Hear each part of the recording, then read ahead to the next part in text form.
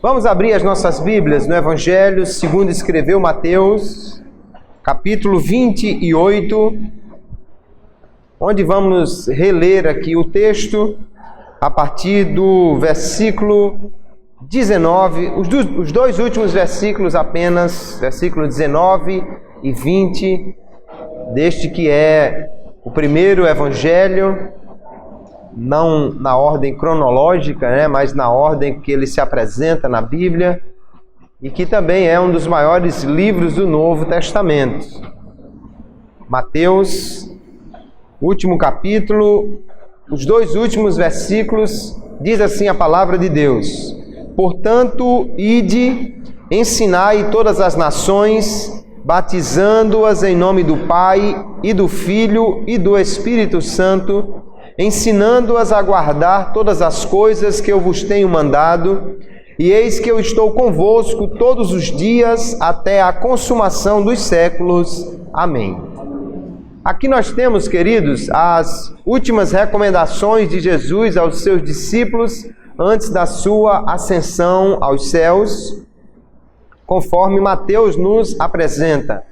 Mateus fala de Jesus como sendo o Rei, aquele que veio cumprir as profecias como o Rei Messias, e aquele que veio para apresentar o reino de Deus e estabelecer o reino de Deus aqui na terra.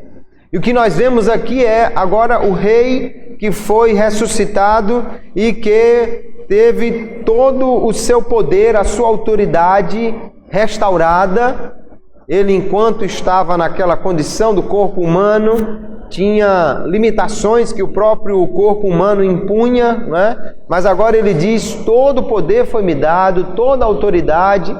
E é exatamente com esta autoridade de rei, com esta autoridade de quem manda, que Jesus dá essa ordem aos seus discípulos. Aqui não é um pedido, não é uma sugestão, é uma ordem do rei que diz: ide, ensinai todas as nações, batizando-as em nome do Pai, e do Filho, e do Espírito Santo, e ensinando-as a guardar todas as coisas que eu vos tenho mandado. Aqui está a missão da igreja, quando Jesus mandou-nos pregar o Evangelho, batizar as pessoas e ensiná-las os seus mandamentos. Esta é, portanto, a missão da igreja. Juntamente com os apóstolos, a igreja começou então a fazer tudo isto, e até hoje estamos aqui fazendo isto, cumprindo o que Jesus nos mandou fazer. Mas hoje eu gostaria de, dentro dessa ordem de Jesus, destacar um aspecto para estudarmos uma das ordenanças que ele deu à sua igreja, que é o batismo em águas. Jesus mandou pregar o Evangelho e mandou que fosse batizar as pessoas em nome do Pai, do Filho e do Espírito Santo. Vamos entender então como se dá este batismo em águas, qual a importância dele. Vamos entender por que o crente deve se batizar e quem deve ser batizado, quem deve também ou quem pode batizar, a fim de que nós possamos aqui deixar bem entendido esse assunto que é tão básico, que todo crente deve realmente conhecer, que é o batismo em águas.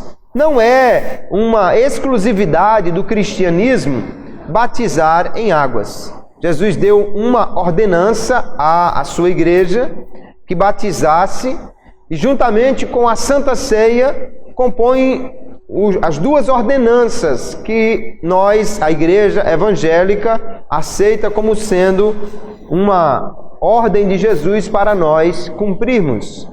Algumas igrejas chamam o batismo e também a Santa Ceia de sacramentos. Algumas igrejas evangélicas, embora entendam ou chamem de sacramento, entendem que eles, tanto a ceia quanto o batismo, não são formas pelas quais a pessoa é salva, pelas quais a pessoa é transformada, mas entendem que são ordenanças do Senhor para a sua igreja, que ela deve, portanto, cumprir isto porque foi ordenado embora não necessariamente através desses dois atos a pessoa vá receber alguma coisa como a salvação, a regeneração, a transformação. Batismo e Santa Ceia, portanto, são as duas ordenanças do Senhor para a sua igreja. A primeira informação que nós temos acerca de batismo no Novo Testamento não é Jesus quem está batizando. O primeiro batismo que nós vemos no Novo Testamento é João Batista. O precursor de Jesus, o precursor do Messias, é ele quem vem batizando em águas. E aí nós entendemos que o batismo, ou seja, alguém que passa por uma lavagem, uma imersão na água, isso não é exclusivo do cristianismo. Outras religiões também utilizam desse mergulho em água ou da lavagem em água como um ritual religioso. O próprio judaísmo costumava também fazer isso com os prosélitos, os convertidos ao judaísmo. Mas aqui aparece João Batista e ele vem com um batismo que é para arrependimento, para perdão de pecados. Então aparece João Batista pregando junto às margens do Rio Jordão e batizando para perdão de pecados. É a primeira informação que nós temos sobre batismo no Novo Testamento. E aí nós vemos que João, ele batizava como um preparo daquele povo para receber o Messias. Como alguém que está já purificando o povo, como alguém que está chamando o povo ao arrependimento, preparando o coração do povo para receber o Rei Messias, para receber Jesus, aquele que iria batizar não apenas com água, mas ele diz com o Espírito Santo e com fogo. João anuncia que aquele que vem após ele é maior do que ele. Mas João começa então a batizar o povo. E de repente o que acontece? Diz o texto aqui que apareceu João batizando no deserto, pregando o batismo de arrependimento para a remissão dos pecados. E aí Jesus aparece lá no Jordão e João olha para ele e diz: eis aí o Cordeiro de Deus que tira o pecado do mundo. Quando então Jesus é batizado por João, embora o próprio João ficou meio resistente, né? Porque ele entendia perfeitamente, se o batismo é para perdoar pecados, se o batismo é para purificação de pecados, como é que Jesus vai se batizar se ele não tem pecados? Se ele não tem nada para ser purificado? Mas ali no batismo, queridos, começou a identificação de Jesus com o pecador.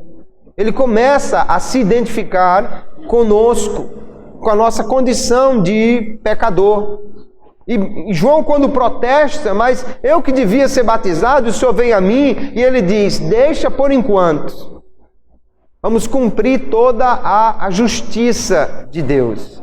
Então Jesus está se identificando plenamente com o homem pecador, embora ele não tenha pecados. Mas ele vai até João e ali também inicia o seu ministério. Porque quando ele sai da água, aí João diz: eu vi descer sobre ele o Espírito Santo na forma de uma pomba, e ouvi a voz do céu que dizia: este é o meu Filho amado, em quem eu tenho prazer. E aí Jesus começa então o seu ministério. Alguns autores dizem é porque o sacerdote, antes de iniciar o seu trabalho sacerdotal, ele precisava se lavar. Fazia parte do ritual do sacerdote primeiro se lavar antes de iniciar os seus trabalhos. E alguns dizem, talvez por isso que Jesus então foi primeiro batizado, não para perdão de pecados, porque ele não tinha, mas para dar início ao seu ministério, para se identificar com o homem pecador e dar início à sua obra, porque ele é apresentado por João exatamente como o Cordeiro que vai morrer em prol de cada homem. E aí Jesus, ele cumpre o batismo de João e estabelece ali agora um novo modelo de batismo, né? Porque o batismo de Jesus não foi para perdoar pecados, porque ele não tinha. Ele batizou-se apenas como um sinal que algo estava iniciando, que algo estava começando. E, portanto, ele deu um novo significado à cerimônia do batismo. Um batismo que não lava, não tira pecados, mas um batismo que tem um significado muito grande, que é um sinal que aponta para uma nova vida que está começando, portanto, agora em Cristo. Nós temos, então, Jesus batizado por João no Jordão.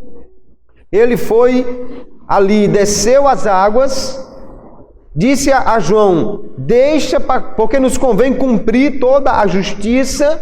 Ele desce as águas e quando sai da água, após iniciar o seu ministério, ele começa a pregar também o Evangelho.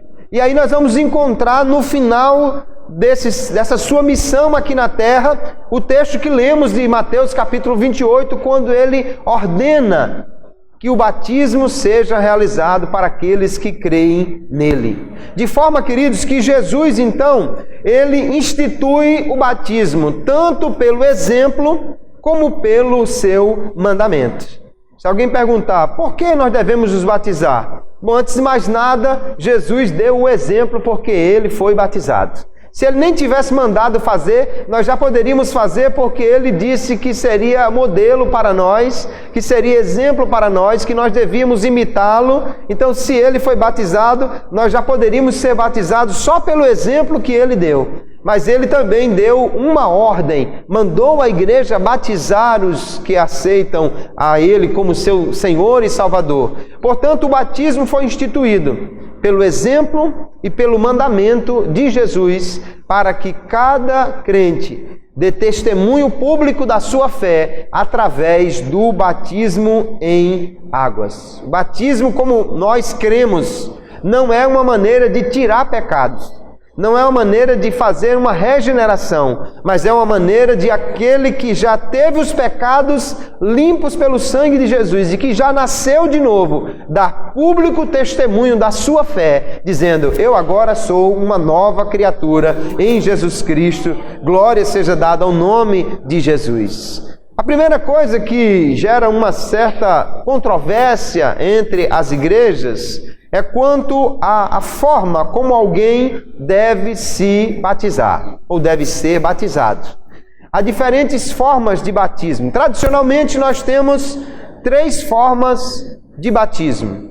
A primeira, e a que nós utilizamos, é o batismo por imersão. Quando alguém é imerso, mergulhado, quando alguém fica totalmente submerso na água e em seguida é levantado dela, esse seria o batismo por imersão. Há também o batismo por afusão ou por derramamento. Alguém toma um recipiente, uma jarra com um pouco de água e derrama na cabeça da pessoa que está sendo batizada. Nós, a Assembleia de Deus, não fazemos esse tipo de batismo, a não ser num caso muito especial, quando a pessoa é um doente terminal, por exemplo, que não pode de maneira nenhuma ser batizado por imersão. E a última seria por aspersão, né? Quando a água é aspergida, é salpicada sobre a pessoa. Aí nós nunca fazemos esse tipo de batismo. Por que nós damos preferência ao batismo por imersão? Porque até as duas outras formas, a fusão e a aspersão, são mais fáceis de fazer, né? Batismo por aspersão você dá para fazer em qualquer lugar, não precisa nem de um tanque. E tendo uma pia e uma jarra d'água já dá para fazer por afusão. Por que nós preferimos o batismo por imersão, que dá até muito mais trabalho, tem que ter um tanque ou uma piscina para poder batizar as pessoas? É porque nós entendemos, queridos, que a forma que era praticada aqui no Novo Testamento era o batismo por imersão. Nós vamos ver diversos textos que mostram que realmente o batismo por imersão era o que era utilizado aqui no Novo Testamento. que também é o que, nosso entender, melhor traduz o significado do batismo para nós. Vamos ver esse batismo por imersão. Primeiro, nós temos muitas evidências literárias, evidências no texto bíblico, para apoiar o batismo por imersão. A começar da própria palavra grega para batismo, que na forma verbal é baptizo. O verbo grego aqui significa literalmente mergulhar, significa afundar, imergir. Uma pessoa que desce completamente dentro da água. Esse é o significado, tanto na literatura bíblica, como nos demais escritos no grego. O verbo batizar aqui sempre significa imergir, mergulhar. E nós vamos ver, pelas evidências do texto, que realmente a forma como o batismo era realizado aqui era feito num lugar onde as pessoas entravam na água, um lugar onde tinha muita água e, portanto, só havia necessidade disso se o batismo fosse por imersão. Por exemplo, diz que João Batista batizava no rio. Diz o Marcos capítulo 1, verso 5, toda a província da Judeia e de Jerusalém iam ter com ele e todos eram batizados por ele no rio Jordão. Não ao lado do rio, mas no rio. Principalmente no original, a palavra é muito clara que eles mergulhavam no rio, que eles entravam no rio para serem batizados. Imagine se você pegar o mapa bíblico e você vê que o rio Jordão está a uma certa distância de Jerusalém e as pessoas saírem de lá. E em Jerusalém havia água. Em Jerusalém haviam tanques, né? Nós conhecemos pelo menos alguns, como o tanque de Betesda, o tanque de Siloé, e certamente era mais fácil você pegar a água de um poço daquele ou de um tanque e derramar na cabeça da pessoa, porque elas tinham que ir até o Rio Jordão para serem batizadas. Nós entendemos que era porque precisava ser imerso na água, né? Também quando Jesus foi batizado, diz: e logo que saiu da água, o que mostra que Jesus não estava à margem do rio e João pegava um pouco d'água e derramava na cabeça. Jesus entrou no rio. Ele estava dentro do rio, dentro da água, quando foi batizado. De novo, favorece aqui o batismo por imersão. Ainda mais o texto bíblico diz, em João capítulo 3, que João batizava especificamente num lugar, em Enom, porque ali havia muitas águas, ou seja, porque ali o rio era profundo, porque ali havia profundidade suficiente no rio para batizar as pessoas, para as pessoas imergirem completamente na água. E não somente no batismo de João, quando ele batizou Jesus, mas nós vamos ver que na continuidade, os batismos eram feitos aonde havia bastante água. Veja no caso de Filipe, que batizou o eunuco de Candace, e quando ele pregou e o homem aceitou a Jesus, aí ele diz no texto: indo eles caminhando, chegaram ao pé de alguma água, e disse o eunuco: eis aqui água, quem impede que eu seja batizado? O eunuco, irmãos, não era um homem pobre, um homem comum. Era uma espécie de tesoureiro da rainha da Etiópia. Era um homem que não andava assim desprevenido. Com certeza ele andava numa boa carruagem. Nós lemos no texto de Atos que era uma carruagem onde ele estava, né? E certamente com guardas, com batedores, com escolta, porque era perigoso viajar nas estradas. Ele era um alto designatário daquele reino. E é óbvio que uma pessoa dessa não vai fazer uma viagem longa de Jerusalém para a sua terra, era mais de 1.500 quilômetros de distância. Ninguém faria essa viagem sem ter água, sem ter um potinho d'água, uma quartinha, como nós dizemos, né? Sem ter alguma água. Ora, será que se fosse fazer o batismo por afusão, por derramamento, não podia pegar só um pouco daquela água e derramar na cabeça dele? resolveu ser batizado, entendeu que podia ser batizado porque chegaram num lugar onde tinha um rio, um tanque ou alguma coisa onde tinha bastante água. Por essas referências todas, nós entendemos que o batismo praticado aqui no Novo Testamento era o batismo por imersão. Não era derramar água nem salpicar, mas a pessoa imergir completamente na água. Depois é que o batismo ele tem um símbolo, que é o símbolo do sepultamento e do novo nascimento.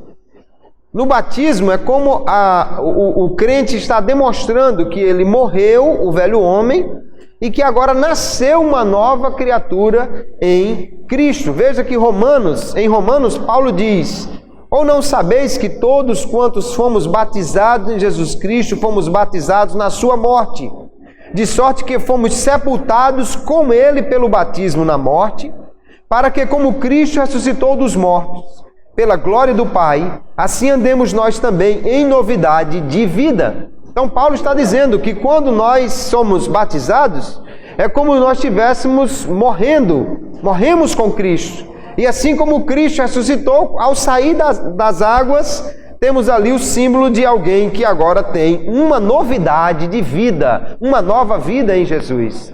Então é óbvio que derramar um pouco de água na cabeça não cumpre perfeitamente esse simbolismo do batismo, não é?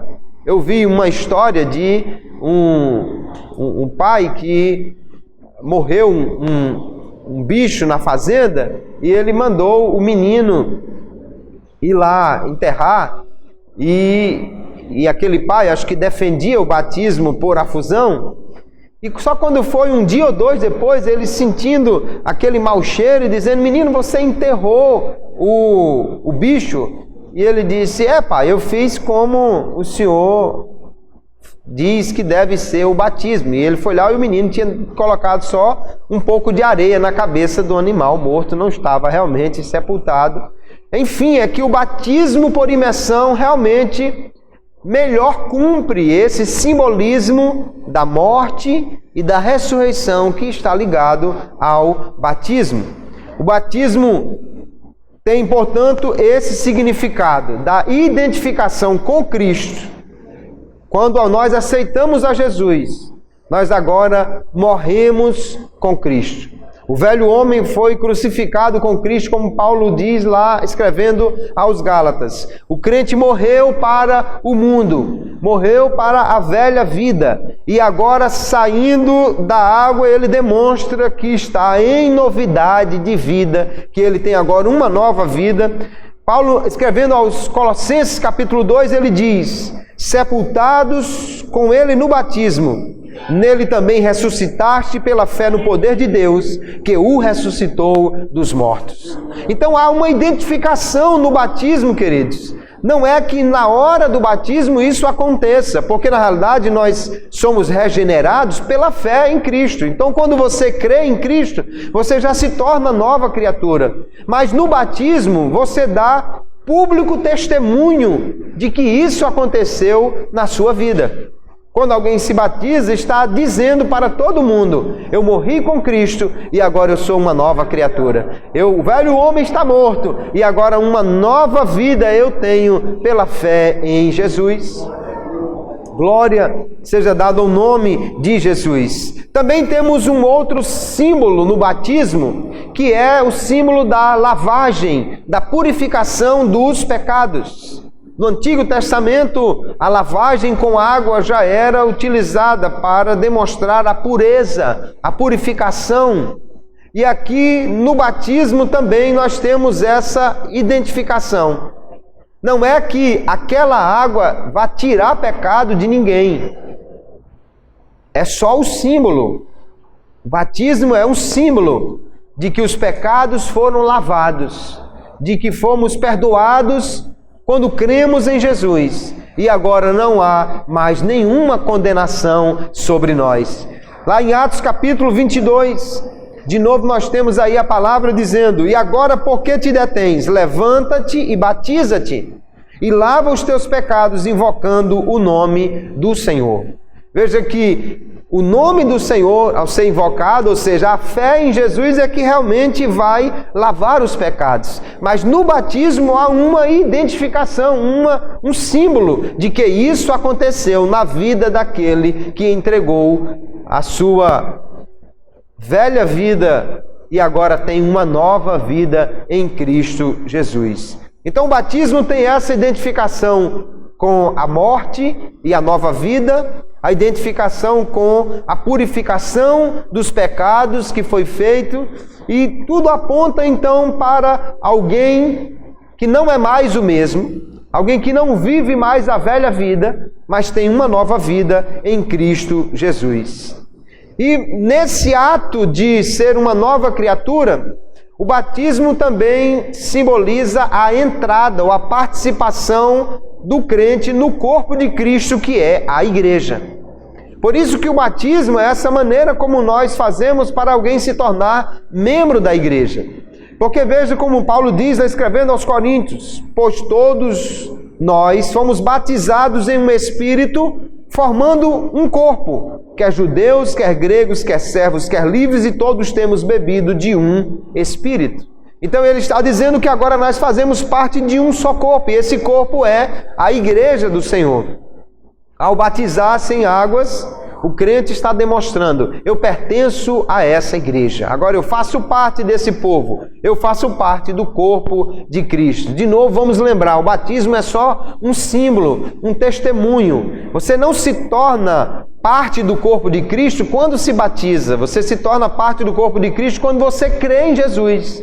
Mas é no batismo que você está dando testemunho público de que você pertence a essa igreja, que você faz parte deste corpo. Esse é o significado do batismo. E ainda temos, queridos, um símbolo do batismo, ou seja, o batismo é um símbolo para nós. Não é um ato que faz as coisas acontecerem. Não é no batismo que você é nova criatura. Não é no batismo que você se torna limpo. Não é no batismo que você se torna parte do corpo de Cristo. Isso é um símbolo. É como alguém que já fez tudo aquilo, mas agora ele está dando público testemunho de fé. Quando alguém faz um curso, por exemplo, e você termina o curso, aí você recebe um diploma. Aquele diploma é apenas o símbolo do reconhecimento daquilo que já aconteceu. Não é o diploma que faz alguém, um médico, um advogado, um arquiteto, porque senão o sujeito ia ali, comprava um diploma e ok. Já sou médico, tenho aqui o diploma. Não é o diploma que faz alguém um médico, mas o diploma é o que mostra para todo mundo que ele tem aquela formatura. Então também o batismo não é ele que faz de você uma nova criatura, mas é a demonstração pública, é a forma como você evidencia para as pessoas que isso já aconteceu na sua vida. Quando você aceitou a Jesus, você foi feito nova criatura. Quando você aceitou Jesus, você teve os pecados perdoados. Quando você aceitou Jesus, você já se tornou parte do corpo de Cristo. Mas no batismo em águas, você vai dar público testemunho de que todas essas coisas aconteceram na sua vida. Porque às vezes alguém coloca o batismo como sendo um meio de você receber a regeneração. Alguém que defende o batismo como sendo um sacramento, ou seja, uma forma de você receber a nova vida. Mas nós não cremos assim. O batismo não é uma condição essencial para a salvação, de forma que quem não for batizado não será salvo. Lá em Marcos capítulo 16, Jesus diz assim: quem crê e for batizado será salvo. Aí ele continua dizendo: quem não crê será condenado. Ele não diz: quem não crê ou não for batizado será condenado. O que condena o homem é a falta de fé. E o que salva o homem é a fé em Jesus. Mas quando ele diz quem crê e for batizado, ele está dizendo quem crê e der confissão, testemunho da sua fé. Paulo, de novo, escrevendo aos Romanos, capítulo 10, ele diz que nós precisamos crer e confessar. Ele diz, com o coração se crê e com a boca se faz confissão para a salvação. Não é que a confissão é que torne a pessoa salva, é a fé que torna a pessoa salva, mas é a confissão que faz com que todo mundo saiba que ele creu. Ele possa realmente dizer aos outros, eu criei em Jesus. Então o batismo é essa confissão pública de fé. Quando você se batiza, você está dizendo, eu agora pertenço a Jesus, pertenço a esta igreja, eu agora sou uma nova criatura e os meus pecados foram purificados quando eu entreguei a minha vida para Jesus. Aleluia! Por isso o batismo é essa festa que nós fazemos aqui. Mas em alguns lugares do mundo, o batismo é feito de forma escondida. Porque se as pessoas derem testemunho de que mudaram de religião, elas correm risco de vida. Aliás, o primeiro batismo que foi feito aqui em Natal, foi feito à noite, no Rio Potengi, exatamente com medo de que houvesse perseguição, represária, que pudesse, porque quando alguém estava sendo batizado ali, as pessoas entendiam. Ele deixou aquela religião que tinha e agora abraçou a fé evangélica, a fé cristã. Então, o batismo tem este significado e é uma ordenança que nós devemos cumprir para poder dar testemunho de que somos novas criaturas em Cristo Jesus. Como deve ser, então, realizado o batismo? Em primeiro lugar, já vimos que o batismo deve ser realizado por imersão. Ou seja, alguém deve estar num local com água suficiente para que ele possa ser mergulhado nesta água. A única exceção aí seriam pessoas doentes. Vamos dizer, alguém já está num estado terminal e aceita Jesus e diz, eu quero ser batizado.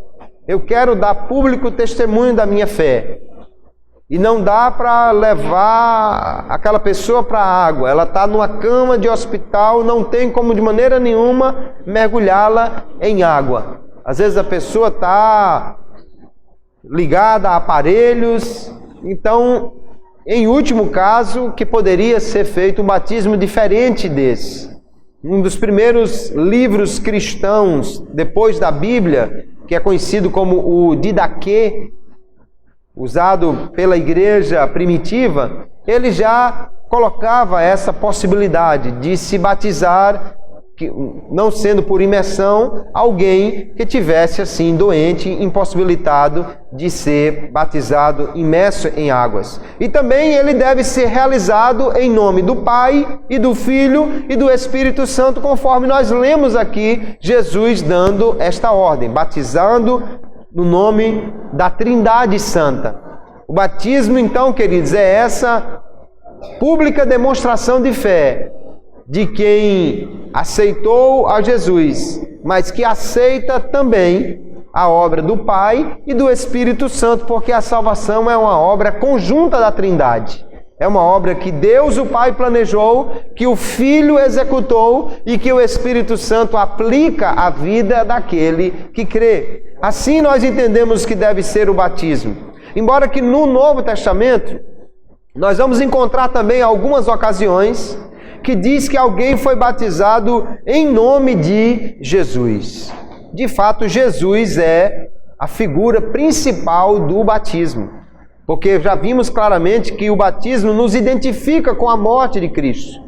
Cristo, portanto, é a figura principal. Não quer dizer que, sendo batizado em nome de Jesus, apenas a pessoa não creia no Pai ou no Espírito Santo, mas está enfocando, está mostrando, evidenciando que Jesus é a figura principal no batismo, porque foi Ele que realizou esta obra pela qual nós somos salvos. Mas o nosso credo, o nosso cremos da Assembleia de Deus, diz que o batismo deve ser realizado por imersão e em nome do Pai, do Filho e do Espírito Santo.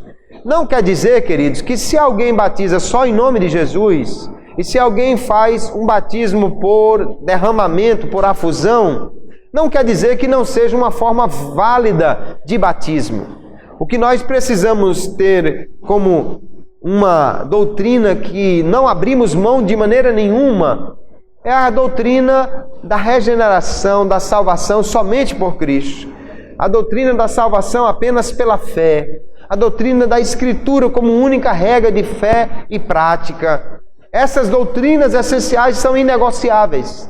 Mas, em alguns detalhes como estes, a forma de batismo, a fórmula também pela qual alguém será batizado, há diferentes interpretações. E isso não torna inválido um batismo que seja feito de maneira diferente da qual nós fazemos.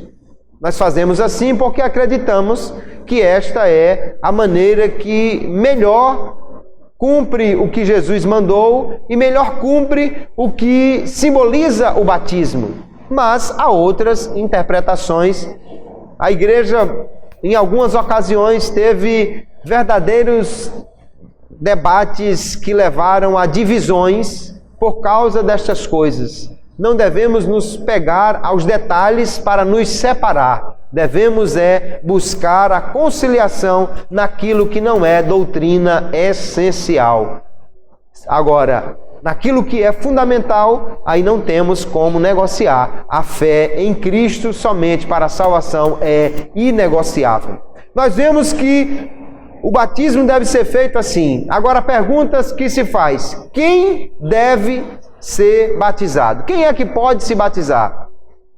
Quem vai descer as águas batismais? E a resposta óbvia é aqueles que creem em Jesus como seu Senhor e Salvador.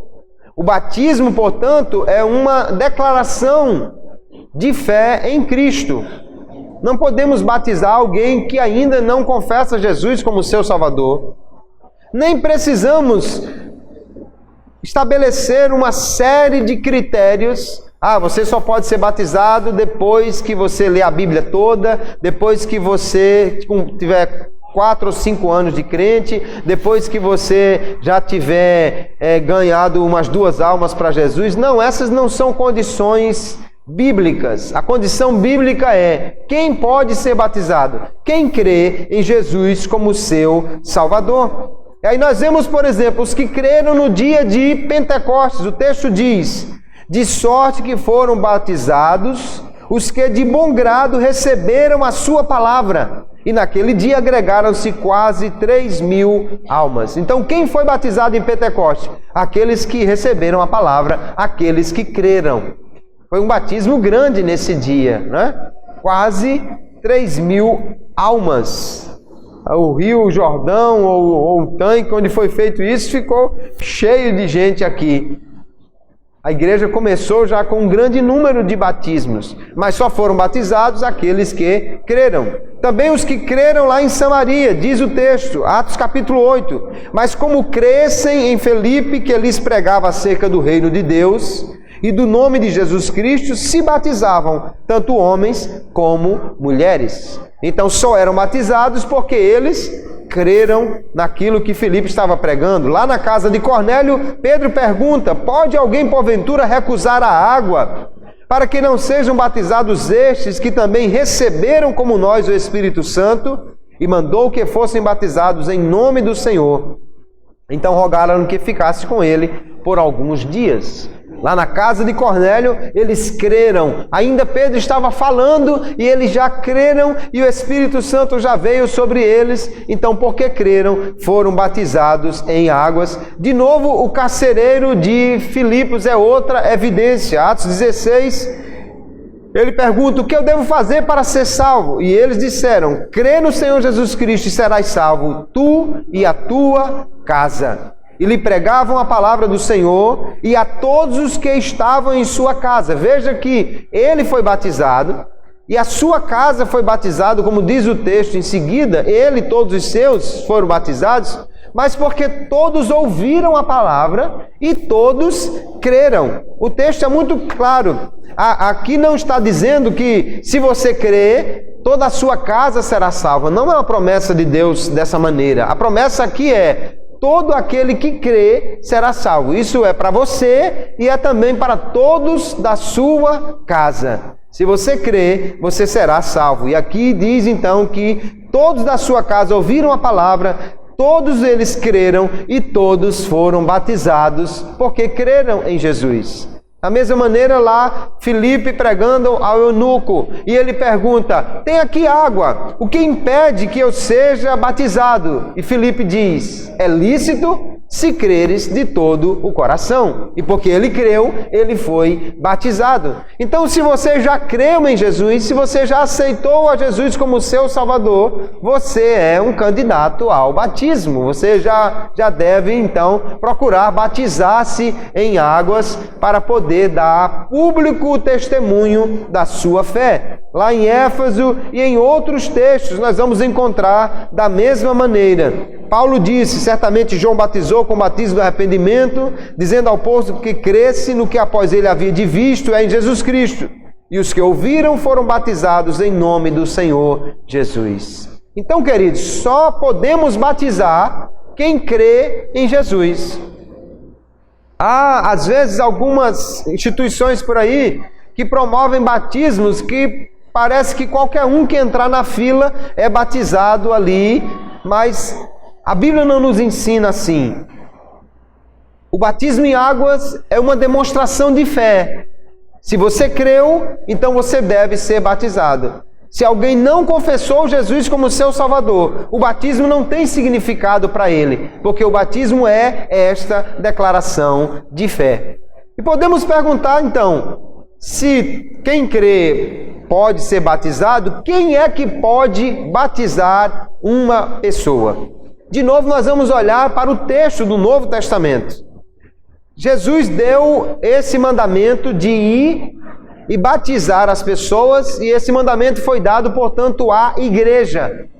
A quem Jesus mandou pregar o Evangelho, dizendo, ide e pregai o Evangelho, apenas aos apóstolos ou a todos os crentes? A todos os crentes. E o mesmo mandamento diz, batizando em nome do Pai, do Filho e do Espírito Santo. Portanto, a igreja recebeu esta ordem de batizar. Quando nós olhamos no texto bíblico, por exemplo, no dia de Pentecostes, tivemos aquele grande batismo de quase 3.000 almas, né? Pedro possivelmente batizou naquele dia. Mas será que somente os 12 batizaram 3.000 pessoas? Ia ficar um pouco pesado para eles, né? É lógico poder acreditar que os irmãos, pelo menos os 120 que estavam no Pentecostes, ajudaram a batizar aqueles novos crentes. Até porque lá na casa de Cornélio nós lemos que Pedro mandou que eles fossem batizados. Diz o texto de Atos 10, mandou que fossem batizados em nome do Senhor. Ou seja, não foi Pedro que batizou naquele dia lá em Cornélio. E quando você olha o texto anterior, diz que foram Pedro e alguns irmãos convertidos com ele. Então quem batizou? Provavelmente os irmãos que foram com Pedro, porque o texto diz que ele mandou que eles fossem batizados. E aí nós vemos depois Filipe, que era um dos 7 diáconos, foi quem batizou lá em Samaria e também batizou o eunuco etíope. Quando Paulo aceita Jesus, quem é que batiza ele? Ananias, um cristão, não é? Um crente que não é dito que ele era pastor, nem diácono, nem presbítero. Enfim, queridos, entendemos que qualquer cristão pode batizar alguém se ele dá a declaração pública de fé. Qualquer cristão pode batizar uma outra pessoa. Olhando para o que o próprio apóstolo Paulo fez, por exemplo, ele diz em 1 Coríntios que batizou pouca gente. Olha o que ele diz. Dou graças a Deus, porque a nenhum de vós batizei, senão a Crispo e a Gaio, para que ninguém diga que fostes batizados em meu nome. Batizei também a família de Estéfanas. Além desses, não sei se batizei algum outro. Paulo diz que batizou pouquíssima gente. Então quem é que batizou Lídia e a sua casa? Quem é que batizou o carcereiro de Filipos e toda a sua casa? Quem batizou outros crentes lá em Corinto que o texto diz que foram batizados? Não foi Paulo. porque ele diz que não batizou além daquelas poucas pessoas citadas aqui. Então, quem deve ter batizado foram os crentes que estavam com ele lá. Talvez Silas, talvez algum outro irmão que batizou. O fato é que diz aqui o texto bíblico que muitos foram batizados, mas que Paulo mesmo não batizou a maioria destas pessoas. Então, nós na igreja, tradicionalmente, temos um ministro que faz o batismo. Mas em algumas situações, um presbítero faz o batismo. Mas se alguém lá no campo missionário, ou em qualquer outro lugar, pregou a uma pessoa e ela aceitou a Jesus e não há nenhum oficial da igreja ali, qualquer cristão pode batizar aquela pessoa em nome do Pai, do Filho e do Espírito Santo. Na igreja, se nós temos um corpo formado de diáconos, de presbíteros, de pastores, então eles representam melhor a igreja para batizar os novos crentes.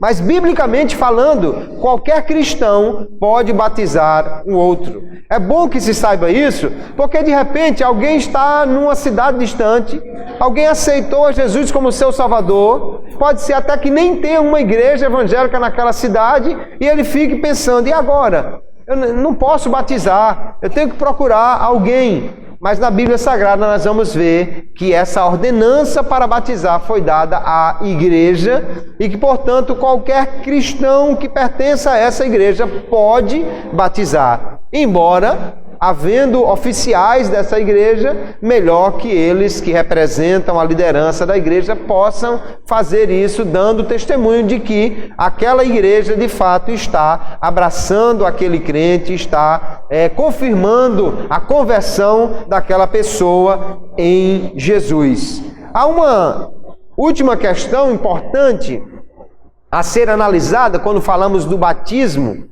é porque nós, a Igreja Assembleia de Deus e muitas outras igrejas evangélicas, batizamos apenas adultos, ou pelo menos adolescentes daí para cima, batizamos alguém que possa crer e confessar essa fé. Alguém que já tenha uma condição de entender o que é crer em Jesus e confessar essa fé. Então nós não batizamos recém-nascidos, porque entendemos que o recém-nascido não tem como crer e nem como confessar aquilo que está fazendo ali, portanto não batizamos crianças. No entanto, há alguém que faz isso.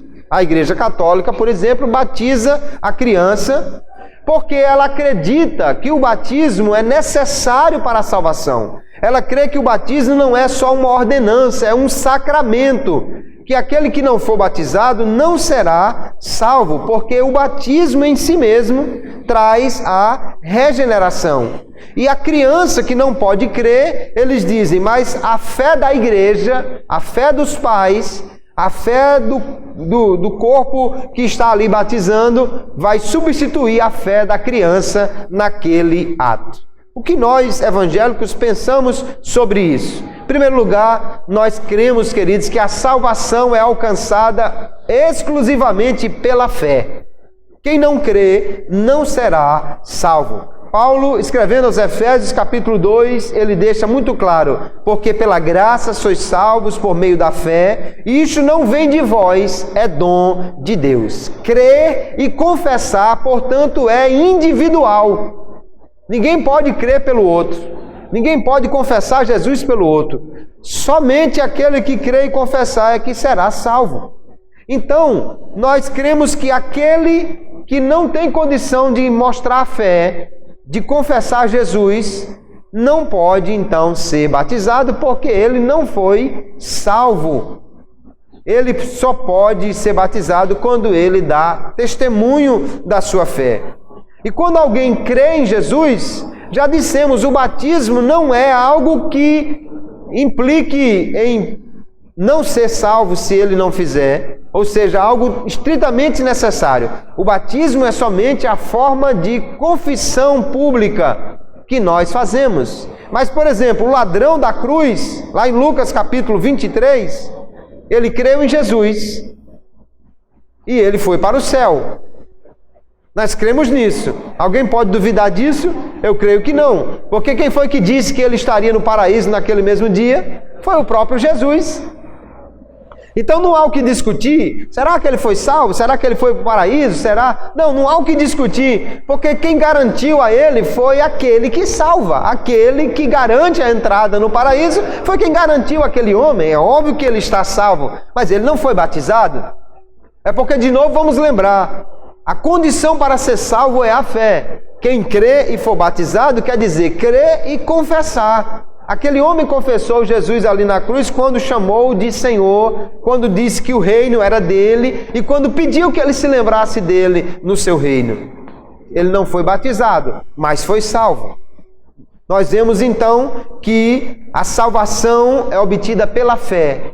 O batismo é a forma de publicar, de dizer a todos que alguém já creu em Jesus. Mas se alguém não puder ser batizado, não deixará de ser salvo por causa disso. Porque o batismo não salva, o batismo apenas confessa a salvação que já foi recebida.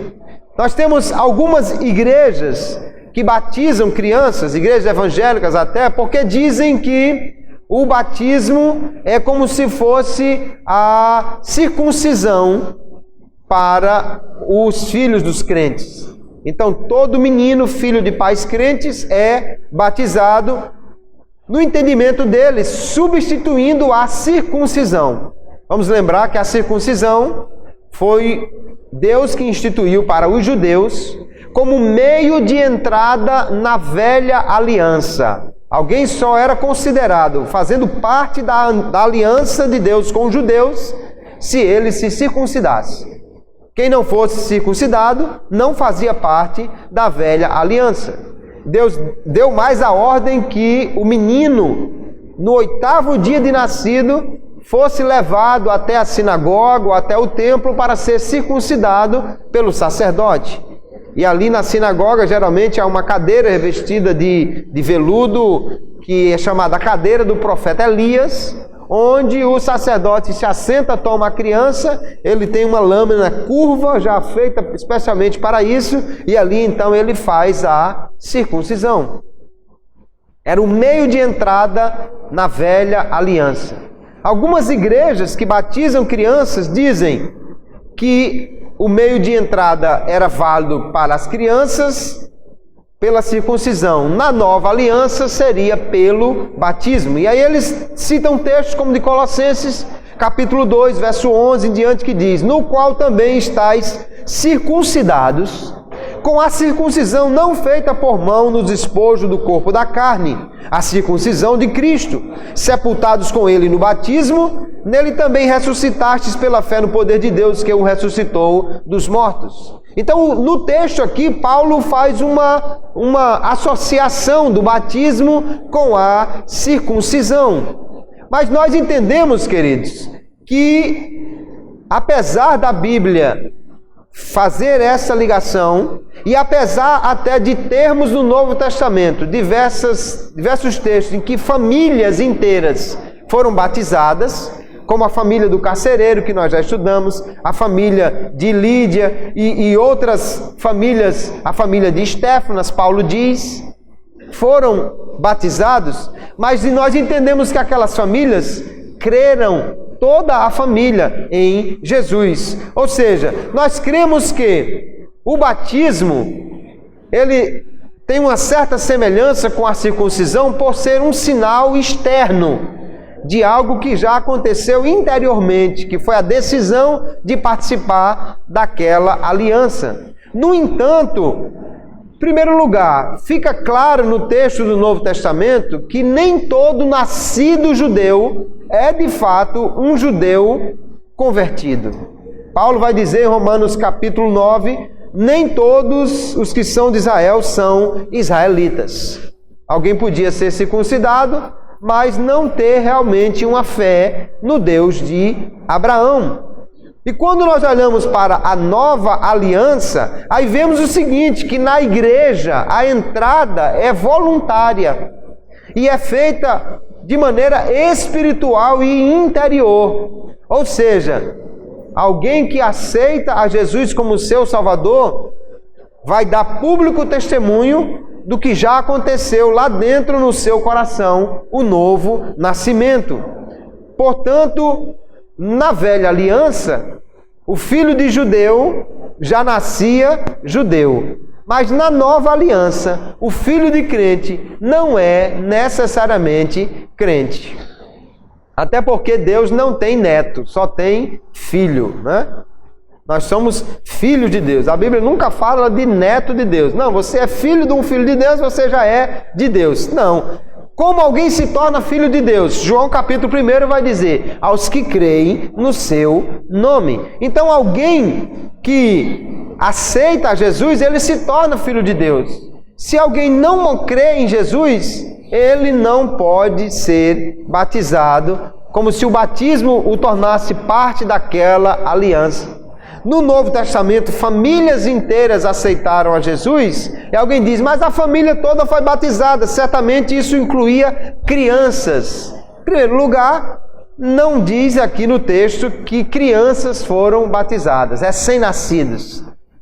Apenas diz que a família toda. Mas no caso tanto do carcereiro como de Lídia e outros, diz também que a família inteira creu em Jesus, que a família inteira ouviu a palavra, que a família inteira, portanto, aceitou a fé em Cristo. Porque senão, queridos, batizar uma pessoa que não crê em Jesus não traz benefício nenhum para essa pessoa, de nada adianta.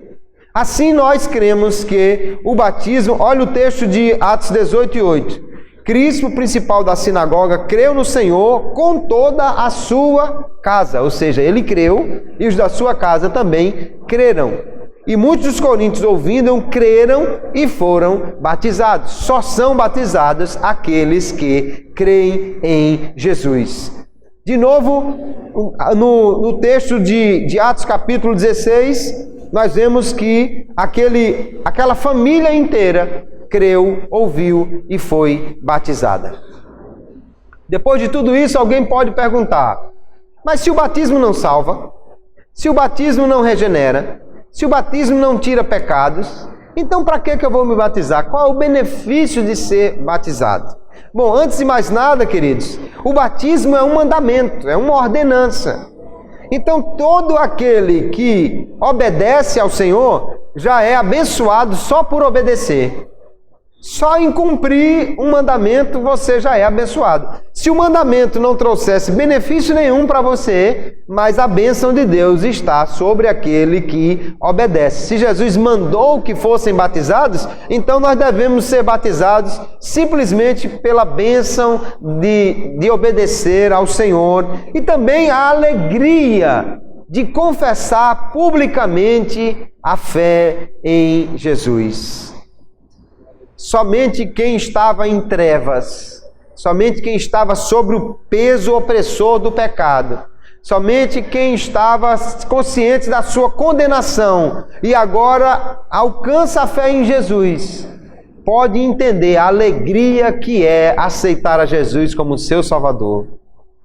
É mais do que alguém que estava para morrer caindo de um precipício, ou para morrer, para ser fuzilado num paredão, e agora foi salvo. Porque aquele que aceita Jesus é salvo por toda a eternidade.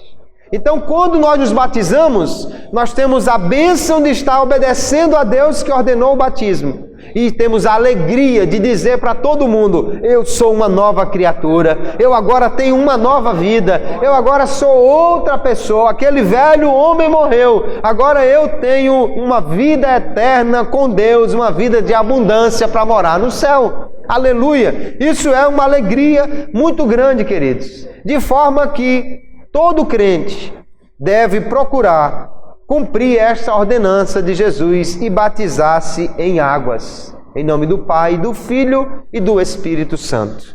Às vezes alguns crentes eu vejo ainda uma certa resistência. Não quero batizar agora. Por que não quer batizar agora? Não sei. Às vezes a pessoa tem uma preocupação de dizer assim, não, mas é porque eu não sei se eu estou bem firme na fé. Ou às vezes diz assim, não, é porque se eu cometer algum pecado, eu vou ser disciplinado. Ora, ninguém deve ter esse tipo de preocupação, porque o batismo, queridos, não é ele que salva. O batismo é uma demonstração de que você creu. Se você creu em Jesus, se a sua fé ainda não está madura, então continue na fé em Jesus, crescendo cada dia. O batismo não vai mudar nada nisso. Pelo contrário, talvez por dar um público testemunho de fé, você então tome aquela responsabilidade maior de dizer, não, agora todo mundo sabe que eu sou crente, eu já me batizei, agora eu tenho que manter realmente a minha fé e o meu compromisso com Jesus. E se você tem medo da disciplina, a disciplina não faz medo. Faz medo é pecar e ir para o inferno. Isso é que faz medo. A disciplina, quando a igreja aplica, é exatamente para que o crente se corrija e não peque mais, para não ir para o inferno. Ninguém deve ter medo de disciplina, deve ter medo é de pecar, deve ter temor no coração para não cometer pecados, porque pecados encobertos e não disciplinados levam para o inferno, mas pecados confessados e disciplinados acabam trazendo a renovação, acabam trazendo o perdão para esta pessoa. Então, querido, se você não se batizou ainda, mas se você já creu em Jesus, veja a melhor maneira, veja o próximo batismo que é possível você participar. E com alegria dê esse público testemunho de fé, porque isso é uma ordenança de Deus para a sua igreja. Não é uma opção, é uma ordem do Senhor. Nós devemos, portanto, ter o zelo, o interesse, o desejo de descer as águas batismais. Me preocupa um crente que não quer se batizar.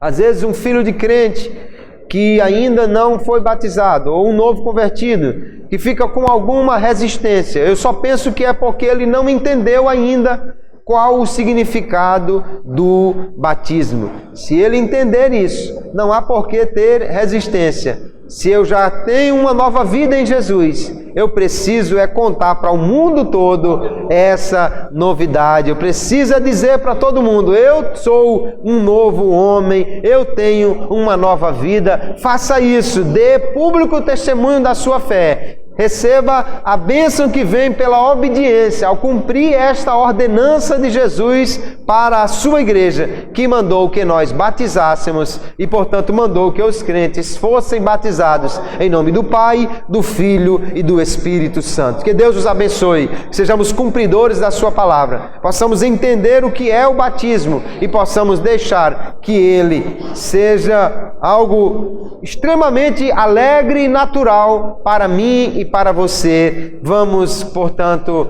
quem não é batizado ainda, cumprir esta ordenança na sua vida. Amém, queridos irmãos?